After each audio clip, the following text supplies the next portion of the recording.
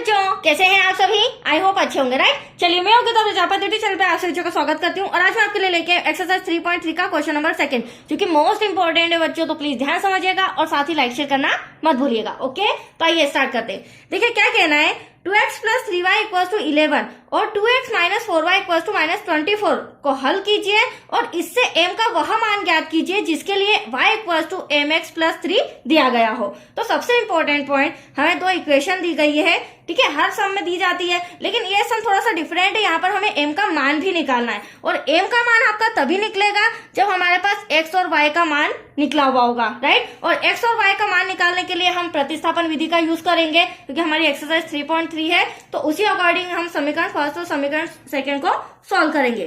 तो चलिए, सबसे पहले मैं समीकरण रिटर्न कर लेती हूँ जो हमें दिया गया है, 2x plus 3y equals to में 11, ये हो गया हमारा समीकरण नंबर फर्स्ट।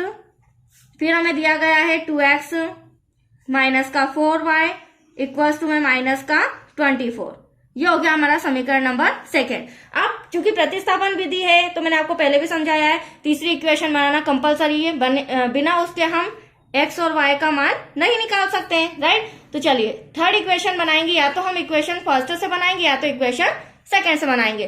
तो आइए यहाँ पर समीकरण फर्स्ट से हम x का मान निकाल लेते हैं और जिस भी समीकरण से हम मान निकाल रहे हैं वो हमें लिखना जरूरी है। तो समीकरण 1 से x का मान लेने पर, अब समीकरण 1 क्या है हमारा, 2x plus 3y equals to में 11, राइट। अब हमें x का मान निकालना है बच्चों, तो स्टेप बाय स्टेप सारी चीजें उधर जाएगी।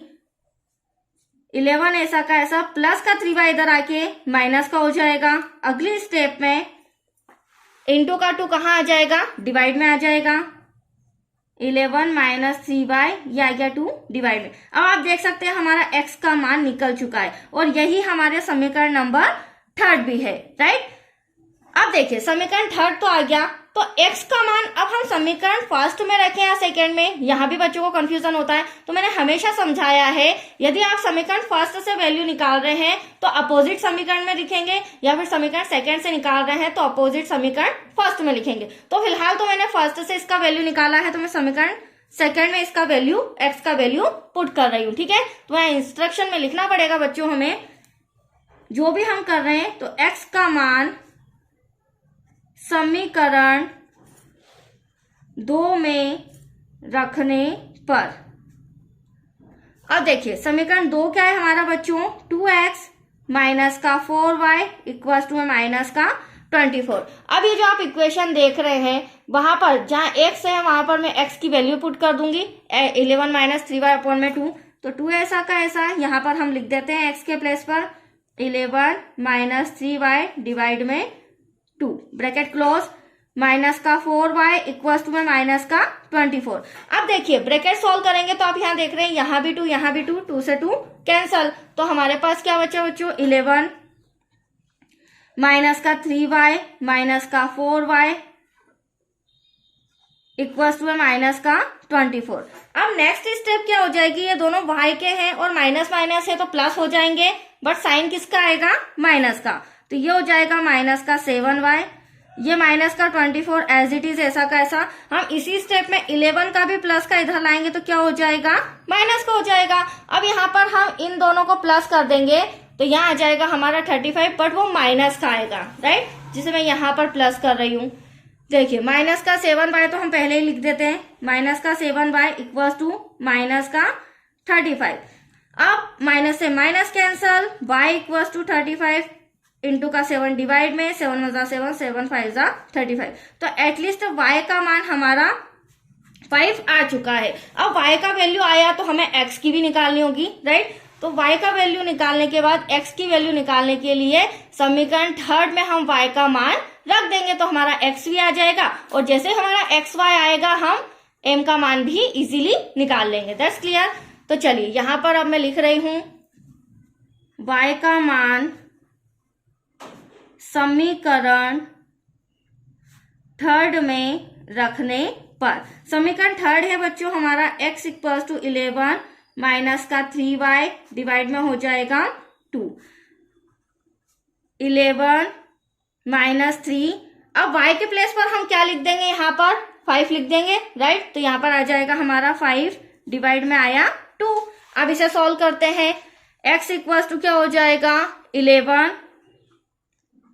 3 5 जा 15, डिवाइड में आ जाएगा 2। 15 में से 11 गया 4, बट ध्यान रखना बड़ी संख्या माइनस की है, फटाफट सॉल्व करने में बच्चों से मिस्टेक हो जाती है, राइट। 2 1 जा 2, 2 2 जा 4, तो एटलीस्ट हमारा x का वैल्यू आया माइनस का 2। अब आप देख सकते हैं x भी आ चुका है, y भी आ चुका है, दैट्स क्लियर। अब हम क्या निकाल लेंगे, m। तो मैं थोड़ा स्पेस कम है, यहाँ पर ही आपके सामने m का मान भी निकाल लेती हूँ। तो m इक्वल्स टू क्या था बच्चों, क्वेश्चन मार्क, लेकिन उसके लिए हमें सम के अंदर इक्वेशन क्या दी थी, y equals to mx plus 3, जिसके थ्रू हम m का मान निकाल लेंगे। तो देख लीजिए वो लिख रही हूं मैं, y equals to mx plus का 3। अब y आपके सामने 5 नजर आ रहा है, तो y के प्लेस पर हम 5 लिख देते हैं।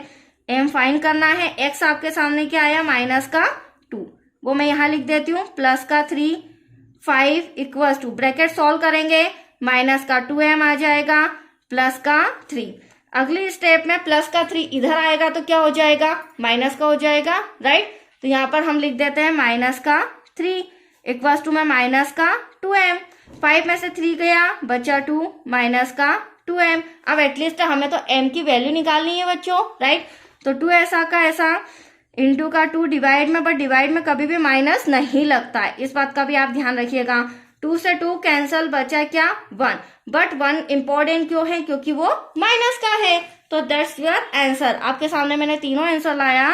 तो m इक्वल्स टू -1, यहाँ पर हम लिख देते हैं x इक्वल्स टू माइनस का 2, y इक्वल्स टू हमारा 5 आया है, और जो हमसे क्वेश्चन कहा गया था m का मान फाइंड कीजिए, तो m का मान हमारा आया है माइनस का 1। That's your answer. तो आया आपको समझ में, इंपॉर्टेंट सम था बच्चों, कंप्लीट हो चुका है। नेक्स्ट वीडियो मिलेगा आपको क्वेश्चन नंबर 3 से रिलेटेड।